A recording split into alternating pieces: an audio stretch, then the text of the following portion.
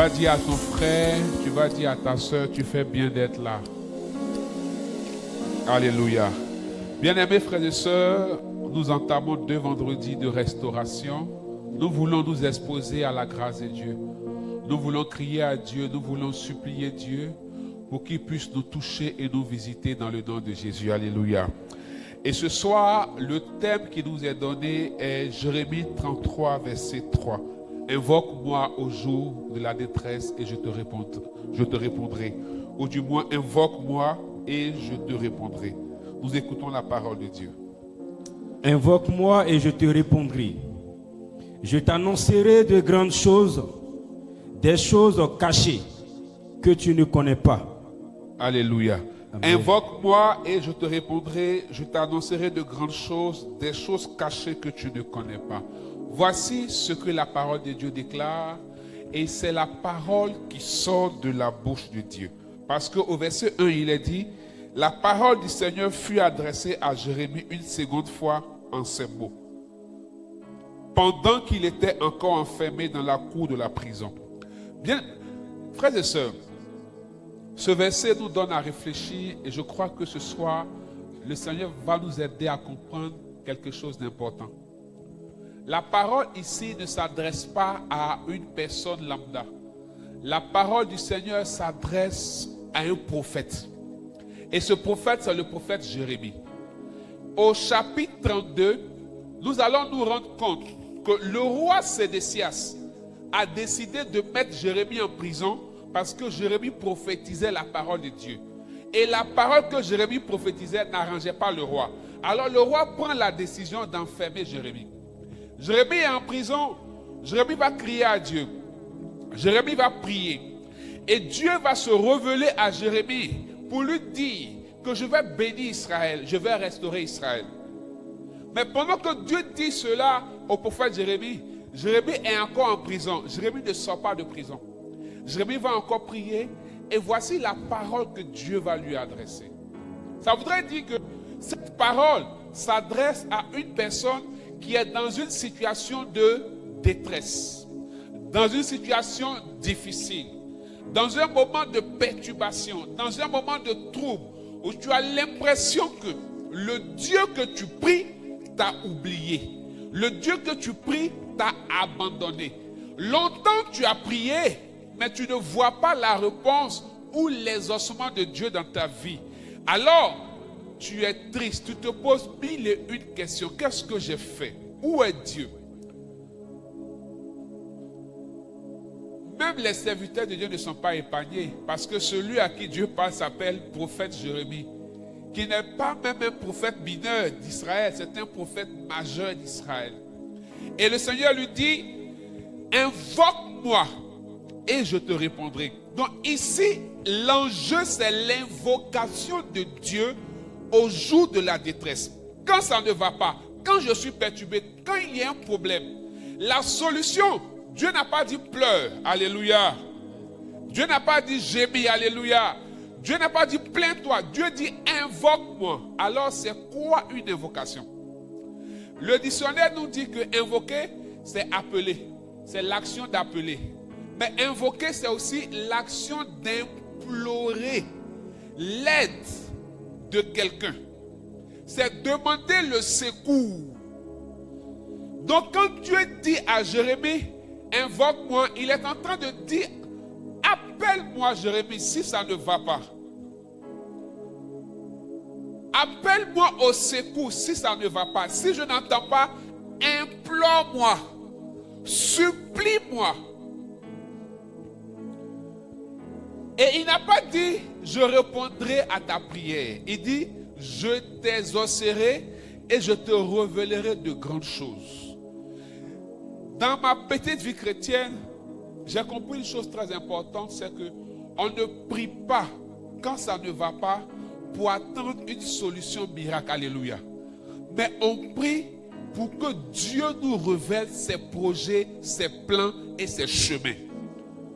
Ce qui fait que beaucoup ont l'impression que Dieu n'écoute pas leur prière, c'est que quand ils se mettent en prière, ils s'attendent à la solution toute faite de leur situation, mais ils ne s'attendent pas à Dieu. Alléluia.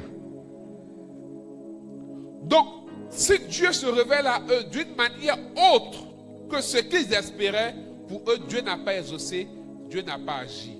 Ici, Dieu dit à Jérémie, invoque-moi et je te répondrai, je t'annoncerai de grandes choses. Il n'a pas dit, je vais te faire sortir de prison. Alléluia. Amen. Parce que parfois, les prisons ou les situations difficiles peuvent être une bonté de Dieu. Alléluia. C'est difficile à accepter, mais oui, ça peut être une protection de Dieu. Donc, sûrement, Jérémie ne sait pas pourquoi il est en prison. Donc, quand il va appeler le Seigneur au secours, le Seigneur va lui révéler sûrement pourquoi il est en prison et lui dire ce qu'il est capable de faire. Mais dans le contexte du texte, c'était de lui révéler et lui annoncer ce qu'il voulait faire pour le peuple d'Israël. Les choses cachées que les gens n'avaient pas. Parenthèse, il nous arrive de chercher la volonté de Dieu. Il arrive que nous voudrions savoir ce que Dieu souhaite, ce qui est agréable à Dieu dans une situation. Mais nous sommes paresseux dans la prière. Pour avoir des révélations, il faut apprendre à invoquer le nom du Seigneur. Alléluia. Invoquer le Seigneur, il ne s'agit pas tout simplement de crier ou de dire Seigneur, je souffre. Seigneur, à quand ma victoire? Seigneur, ça ne va pas, sauve-moi. Non, invoquer le Seigneur, c'est rechercher Dieu dans la prière. J'aime cette parole de la Bible qui dit Dieu se laisse trouver par ceux qui le cherchent et non pas par ceux qui le prient. Il faut dire Amen. Amen. Parfois tu pries, mais Dieu se laisse trouver par ceux qui le cherchent, pas par ceux qui prient. Tu peux prier et tu peux ne pas trouver Dieu. Mais si tu cherches Dieu dans la prière, tu vas le trouver. Alléluia. Amen. Parce que celui qui prie et celui qui cherche Dieu dans la prière n'ont pas la même attitude, n'ont pas la même manière de faire, n'ont pas la même manière de prier, n'ont pas la même manière de se présenter à Dieu. Parce qu'on va dire, mais ça ne va pas, j'ai crié à Dieu, j'ai invoqué le Seigneur, je ne vois rien. Mais l'invocation, l'appel au secours est marqué par implorer Dieu.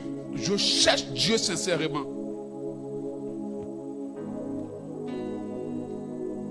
Dans le livre de Josué et même dans le livre de Juges, lorsque Israël est en train d'aller à Canaan, ils vont rencontrer un obstacle, une situation difficile, qui est le peuple d'Aï. Et ils vont combattre. Malheureusement ou heureusement, Israël va perdre la guerre. Israël va fuir devant Aï, malgré les promesses de Dieu qui dit que tous les peuples que tu vas combattre, tu auras la victoire. Josué ne s'est pas plaint. Josué n'a pas dit Seigneur, tu m'as menti. Parce qu'il arrive que nous recevons des prophéties, des paroles de Dieu, mais on ne voit rien. Mais Israël avait l'assurance que Dieu a dit tu seras vainqueur de toutes les nations. Mais devant Aï, Israël a fui. Josué n'a pas dit Seigneur, tu nous as menti, tu nous as abandonnés. Josué a déchiré ses vêtements, signe de repentance et d'humiliation. Et Josué s'est couché dans la présence de Dieu du matin jusqu'au soir. Pourquoi? Parce qu'il cherchait Dieu. Alléluia. Celui qui apprend à invoquer Dieu et qui cherche Dieu dans la prière, il sait prendre du temps dans la présence de Dieu. Et en prenant du temps dans la présence de Dieu, il sait s'humilier. Josué va déchirer son vêtement, signe de repentance et d'humiliation, et il va rester là jusqu'au soir. Et le Seigneur viendra lui dire, mais pourquoi Josué, tu es dans cette posture? Je n'ai pas abandonné le peuple, mais il y a l'interdit au milieu de vous. Vous voyez, Josué vient s'humilier devant Dieu pour rechercher la victoire. Mais Dieu ne lui dit pas, il faut aller combattre Aïe, tu auras la victoire. Dieu lui révèle le ce pourquoi la défaite a eu lieu. Les situations incomprises de ta vie, les prières qui durent, il n'y a pas de réponse. Certains refusent de prier après, d'autres même quittent l'église pour cela. Certains perdent la foi. J'ai prié, j'ai jeûné devant une situation. Peut-être mon père était malade, ma mère était souffrante, un frère, une soeur. J'ai espéré, convaincu de ma foi. que Dieu allait sauver la personne. Mais hélas, la personne meurt. Mais qu'est-ce qui dit qu'en fait, cette mort n'est pas un salut pour la personne? Alléluia. Parce qu'on oublie que le salut, il y a le salut du corps, il y a le salut de l'âme et il y a le salut de l'esprit.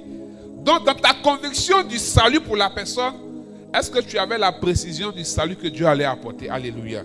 Combien ont perdu la foi à cause des frustrations et des déceptions contre Dieu? Mais pourquoi ne pas avoir l'attitude de Josué, qui sait que le Dieu qu'il prie, c'est le Dieu fidèle. Le Dieu qui prie, c'est Elohim, le Dieu pluriel.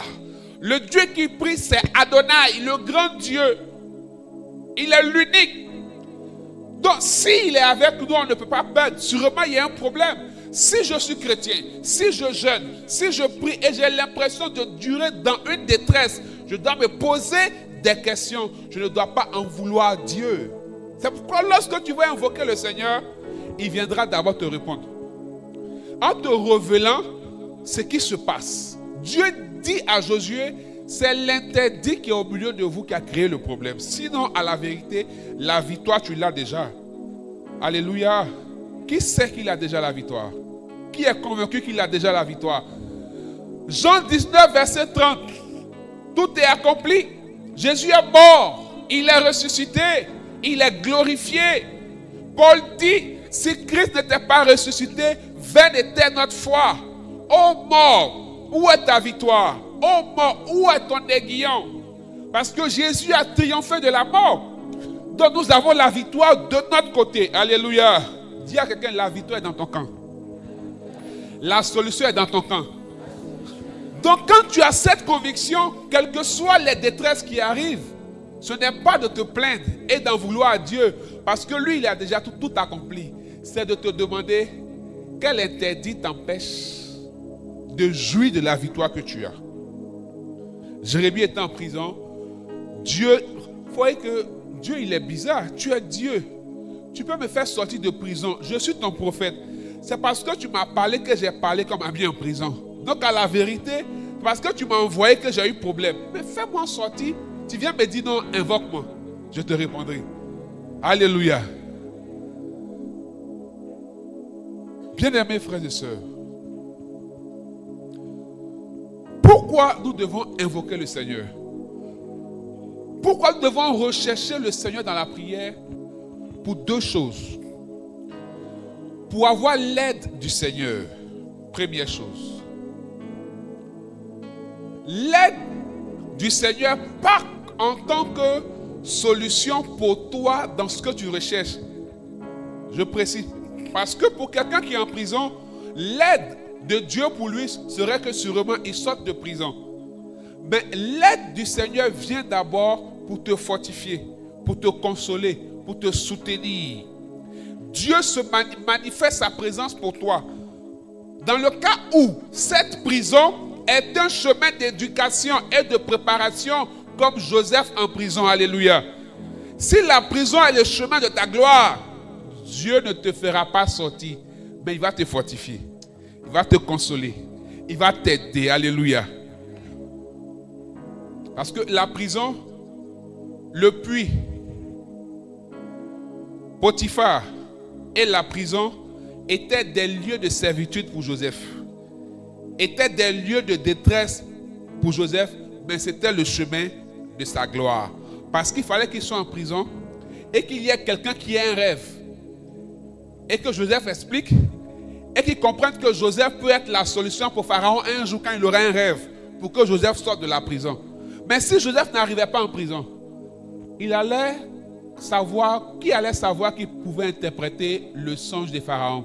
Parce que chez Potiphar, Potiphar lui rêvait pas apparemment. Alléluia.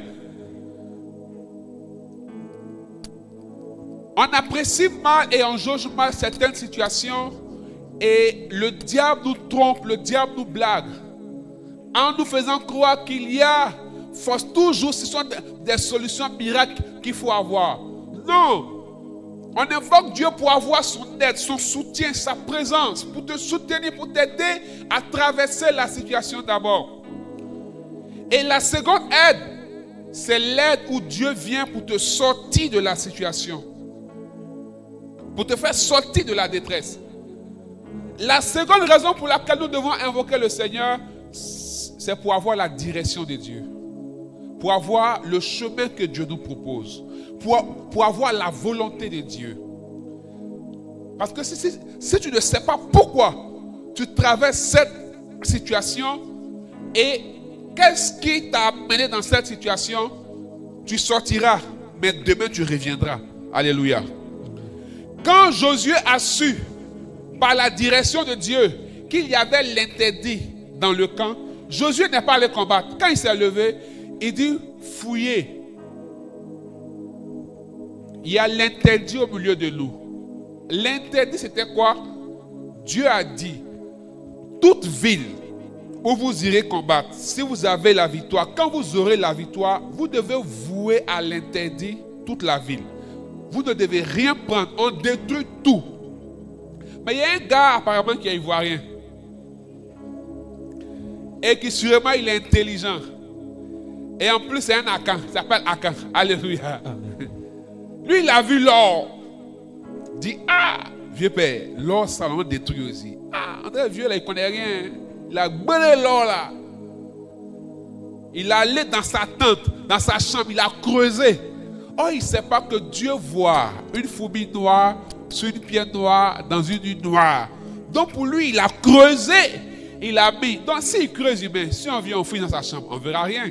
Mais il ne sait pas qu'il y a le Saint-Esprit. Alléluia. Lorsque Josué va se rendre compte que l'or est dans la tente d'Akan, on va retirer l'or, on va envoyer Akan hors du camp et le tuer.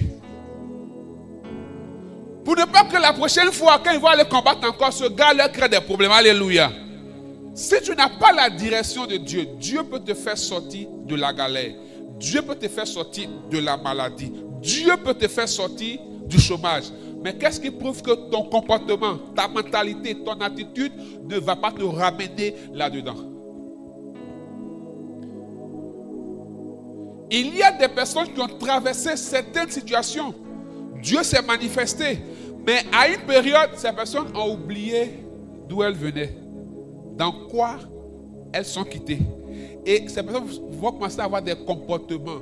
Vous savez, quand quelqu'un est sage, quand Dieu te donne la sagesse, il y a des galères, tu ne peux pas accepter de vivre 2 fois sur la terre des hommes. Alléluia.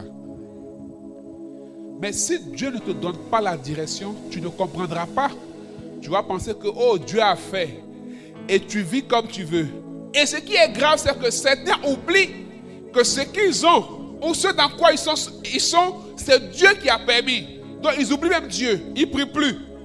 La bénédiction que Dieu leur donne avale leur vie à tel enseigne qu'ils oublient la relation qu'ils ont avec Dieu. Or, ce qui s'obtient par la prière s'entretient par la prière. Si tu oublies que tu prends autre chose pour entretenir, tu vas perdre cette chose. Alléluia.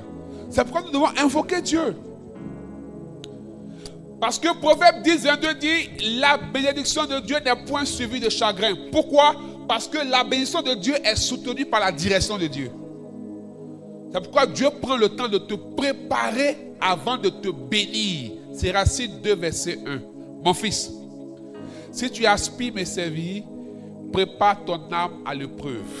Au verset 5, il est dit, de même que l'or passe par le feu, le serviteur du Seigneur passe par le creuset de l'humiliation pour briller. Alléluia.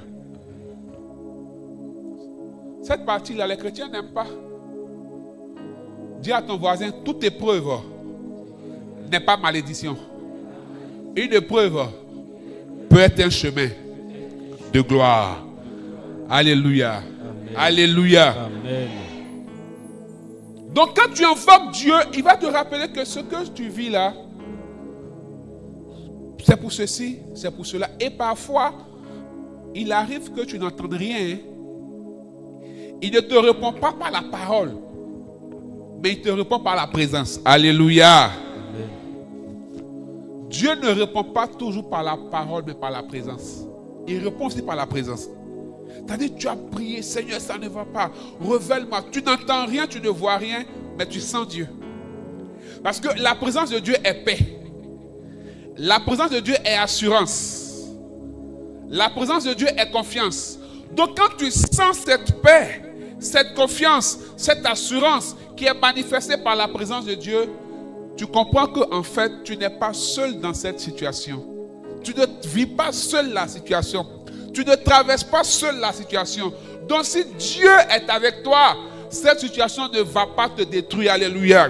Si Dieu est avec toi, cette détresse ne va pas triompher de toi. Alléluia. C'est pourquoi le psaume 23 dira, ta houlette et ton bâton font quoi? Ta houlette et ton bâton font quoi? Me rassurent. Et parce que ta houlette et ton bâton me rassurent, même quand je traverse la vallée de l'ombre de la mort, je ne crains aucun mal. Même quand je suis dans la détresse, si je suis convaincu que Dieu est là, pourquoi je me trouble? À la vérité, souvent ce n'est pas ce que nous vivons qui nous trouble. C'est notre conception de ce que nous vivons qui nous trouble. C'est notre réaction par rapport à ce que nous vivons qui nous trouble. On vit des situations comme si nous n'avons pas un Dieu.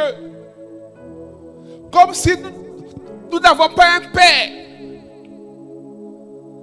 Parce que tout simplement, on n'a pas compris que la présence, vous savez, là où il y a la présence de Dieu, il y a la puissance de Dieu. Alléluia. Là où il y a la présence de Dieu, il y a la puissance de Dieu. Parce que là où une personne est, son parfum y est. Le parfum de Dieu, c'est la puissance. Quand Dieu est quelque part, les démons fuient. Quand Dieu est quelque part, les maladies disparaissent. Quand Dieu est dans un endroit, l'impossible devient possible. Parce que le parfum de Dieu, c'est la puissance. C'est pourquoi il faut invoquer le Seigneur. Comment on invoque le Seigneur? Qu'est-ce que ça implique, invoquer le Seigneur? Première chose, invoquer le Seigneur, c'est reconnaître que c'est lui qui est la solution et il y a le Dieu très haut. Donc c'est l'humilité.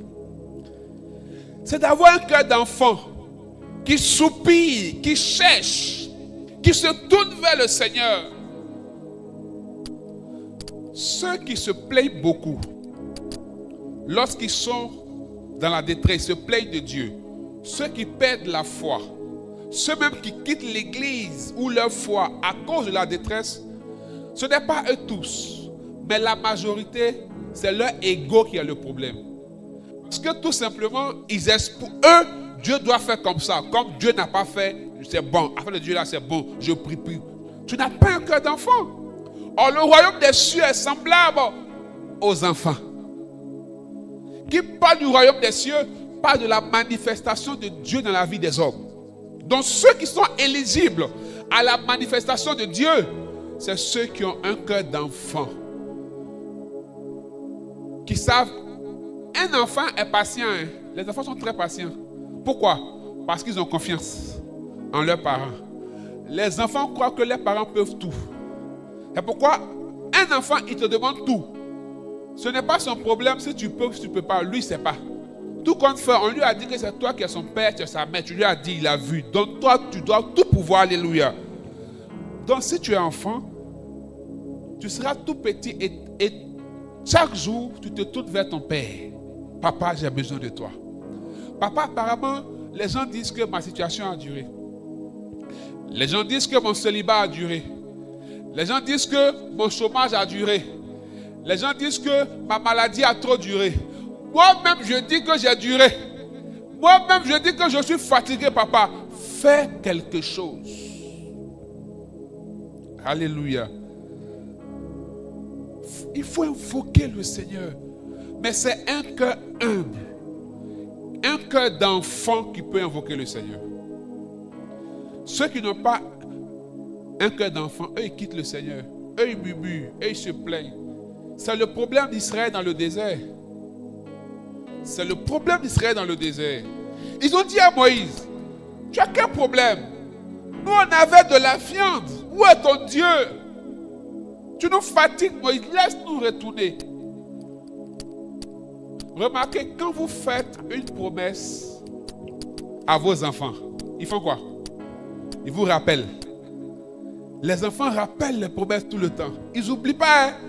Si tu as, il y a des enfants, si tu leur fais promesse, 100 ans, ils vont te rappeler cette promesse-là. Parce qu'ils ont confiance en vous. Alléluia. Mais pourquoi nous, on n'a pas confiance en Dieu pour lui rappeler chaque jour? Papa, tu as dit que tu es fidèle. Papa, tu as dit que tu guéris. Papa, tu as dit que tu délivres. Papa, tu as dit que si ça ne va pas de crier à toi. Papa, tu as dit que tu n'es pas injuste. Papa, tu as dit que tu n'abandonnes pas tes enfants. Mais apparemment, moi, tu m'as abandonné. Fais quelque chose. Voici comment on évoque le Seigneur. Deuxième implication, la confiance. On ne se tourne pas vers quelqu'un si on n'a pas confiance en cette personne. Or, Jésus dit qu'il est la solution. Luc 1, verset 37 dit, car rien n'est impossible. Donc, si tu as un problème de 100 000, tu te tournes vers une personne qui potentiellement pourrait avoir 100 000 pour toi, n'est-ce pas? Donc, tu as confiance en la personne, tu te dis qu'elle est peu. Troisième implication, la prière sincère. Comme Anne, la maman de Samuel, elle n'avait pas d'enfant. Pendant que sa coépouse avait des enfants, on se moquait d'elle, on riait d'elle, comme peut-être on rit de toi. Mais Anne, chaque année, montait à Silo. La seule fois où la Bible dit Anne n'est pas montée avec Elkana à Silo, c'est la fois où Anne préparait l'enfant à répondre aux vœux de Dieu. Quand son mari partait, elle dit, je n'irai pas. Je vais attendre que l'enfant soit sévré et j'irai l'offrir au Seigneur. Donc, la seule fois où Anne n'est pas montée, c'est la fois où elle se préparait à obéir à son vœu, à accomplir son vœu. Est-ce que tu me comprends? Mais chaque année, elle montait et elle partait prier. Et le grand prêtre dit, mais cette femme-là, tout le temps, elle n'arrête pas de boire. Mais quand on dit que Élie avait l'impression qu'elle était saoulée, imaginez l'attitude de prière qu'elle avait, qui pourrait penser que quelqu'un est saoulé. Mais parce que prier, c'est parler à Dieu. Donc, comment on peut imaginer que quelqu'un qui est en train de parler est saoulé? Alléluia. Elle était d'un état second. Elle criait à son père. Elle invoquait le nom du Seigneur. Elle s'exposait comme un enfant au Seigneur. Une prière qui, en fait, tellement la prière montait de la profondeur de son âme. Elle avait l'impression qu'elle était à la maison seule. Une prière sincère. Pas une prière qui sort des lèvres. Pas une prière où on fait parce qu'on se dit que Dieu est puissant. Je prie pour attendre que Dieu fasse et puis point barre. Non. Mais la prière sincère amène à s'oublier. Parce qu'une femme qui a tant cherché des enfants, le seul enfant qu'elle demande à Dieu, il n'y a même pas l'assurance qu'elle aura d'autres enfants. Mais elle est capable de dire, si tu me donnes un enfant, je te le donne. Alléluia. Alléluia. La prière sincère nous amène à nous oublier et à se donner totalement au Seigneur. Et ce qu'on recherche, on a le souci de glorifier le Seigneur avec ce que nous recherchons. Et la quatrième implication de l'invocation, c'est la foi. Vous savez, ce texte nous fait comprendre et nous aide à comprendre que nous devons nous tourner vers Dieu. Nous avons un Dieu. Quand il y a un problème, quand quelque chose ne va pas, quand la détresse arrive, nous devons savoir que nous avons un Père dans les cieux qui pense à nous, qui se soucie de nous. Donc notre cœur, notre vie se tourne vers lui, dans la foi. Dans la foi. La foi nourrit l'espérance. Et l'espérance fait naître la persévérance. Qui croit ce soir qu'il a un Père? Qui croit que Dieu entend ses prières? Qui croit que Dieu est capable? Le nombre d'années ne doit pas te faire douter de la capacité de Dieu à agir dans ta vie. Elkana a eu des enfants. Qui connaît le nom d'un, plutôt Pénina, la coépouse de Anne, a eu des enfants. Qui connaît le nom de l'un de ses enfants? Qui lève la main? Qui connaît? Personne. La Bible ne fait pas mention. Anne a eu un seul enfant. Qui connaît son nom? Qui connaît son nom? Qui connaît son nom? Qui connaît son nom? Est-ce que tu comprends ce que je suis en train de te dire? Le nombre d'années ne doit pas te faire croire que Dieu n'est pas capable de faire. Elle a eu des enfants. Elle a eu un enfant. Et ce qui est extraordinaire, la Bible dit ce seul enfant-là, aucune de ses paroles n'est restée sans exaucement. C'est que tellement le ventre de Anne était rempli de l'invocation de Dieu, l'enfant qui est passé par là était imbibé de Dieu lui-même. Alléluia. Donc tout le temps où elle attendait, elle exposait son ventre, ses entrailles à l'invocation de Dieu. Pour qu'un seul représente 1000. La Bible dit le jour sa bière sortit, le monde tremble. Le jour sa bière sortit, c'est gâté. Un seul enfant. Mais un tel enfant, est-ce qu'un jour on peut oublier le nom de sa maman? En fait, nous connaissons le nom de Pénina à cause de Anne. Alléluia. Sinon la Bible s'en fout de Pénina. Alléluia. C'est l'histoire de Anne qui donne un sens à la vie de Pénina. Parce qu'elle a su invoquer Dieu, attendre Dieu, s'humilier devant Dieu, prier sincèrement, avoir confiance en Dieu. Elle a eu la foi et son histoire a traversé les générations. Je prie au nom de Jésus que toi aussi, au-delà de ce que tu espères de Dieu, tu rencontres Dieu. Au-delà de l'exaucement que tu cherches, Dieu soit dans ton exaucement. Et Dieu lui-même soit ton exaucement.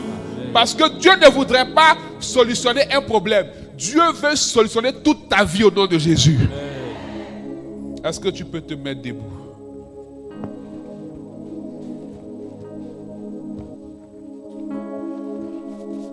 Ce soir, nous sommes au premier vendredi de la restauration. Et nous voulons crier à Dieu. Il dit, invoque-moi et je te répondrai. Invoque-moi et je te répondrai. Nous avons compris comment nous pouvons invoquer le Seigneur. Comment nous pouvons amener Dieu à nous répondre. Ça voudrait dire que celui qui cherche une réponse du Seigneur, la clé, c'est l'invocation. Or, la première manière, la première clé pour invoquer, c'est l'humiliation. C'est le cœur d'enfant. C'est de pouvoir se tourner vers le Seigneur et lui dire, Abba Père, à la vérité, je crois que je mérite quelque chose. Parce que parfois on se dit, Seigneur, je donne ma dîme, je jeûne, je prie. En fait, tu es en train de dire à Dieu qu'il te doit. Ça, ce n'est pas un cœur d'enfant. Le cœur d'enfant, il vient dire, papa, papa, papa, j'ai besoin de toi. J'ai besoin de toi. Papa, si tu ne fais pas quelque chose, ça n'ira pas. Mais il ne vient pas dire, Seigneur, depuis moi je prie, je jeûne, je fais dîme, je fais ceci. En fait, tu es en train de dire à Dieu, tout ce qu'il a fait pour toi, il faut faire pour moi aussi. Seigneur, la tontine dans mon tour est arrivée. Je dois prendre. Allez, comme ça. Un enfant, il vient tout petit et il dit, papa, je veux manger. Papa, j'ai faim. Il ne vient pas dire, papa, comme chaque jour je lave l'assiette, donne-moi à manger. N'est-ce pas? Il vient dire, j'ai faim. J'ai besoin d'argent. J'ai besoin de ceci. Ce soir, ce quelqu'un peut se comporter comme un enfant devant la face de Dieu. Se comporter comme un enfant, c'est reconnaître que nous sommes pécheurs. C'est reconnaître que nous sommes petits. Parfois même nos prières sont devenues des péchés. Parce qu'il y a eu de l'orgueil dans nos prières. Nos prières n'ont pas eu de saine et de bonne motivation. Nos prières sont marquées par notre cœur qui est mauvais, qui est envieux, qui est jaloux. J'ai demandé des choses à Dieu, j'ai en voulu à Dieu, parce qu'il y a eu la jalousie dans mon cœur. Comme j'ai vu mon frère ou ma soeur avoir ceci ou cela. Un tel cœur ne peut pas invoquer le Seigneur. Quand il criera, il n'aura pas de réponse. Parce que David va dire dans le psaume 51, tu ne cherches pas les sacrifices, mais tu cherches un cœur brisé. Tu cherches un cœur brisé et tu cherches la vérité au fond de notre cœur. Est-ce que ce soir, Dieu peut voir un cœur qui est brisé? Un cœur qui est repentant. Un cœur qui va plonger devant le Seigneur, s'humilier, prendre une position de supplication et demander pardon au Seigneur. Et crier au Seigneur. Demander pardon au Seigneur pour ses péchés. Demander pardon au Seigneur pour les fois où il n'a pas fait confiance à Dieu. Demander pardon au Seigneur pour les fois où il n'a pas su invoquer le Seigneur et attendre le Seigneur. Demandez pardon au Seigneur là où nos vies n'ont pas su honorer le Seigneur. N'attends pas que quelqu'un prie pour toi. Priez et dis au Seigneur, je ne t'ai pas invoqué à la vérité. Je croyais que Seigneur, j'étais dans une tontine avec toi. Je croyais que Seigneur, tu me devais quelque chose.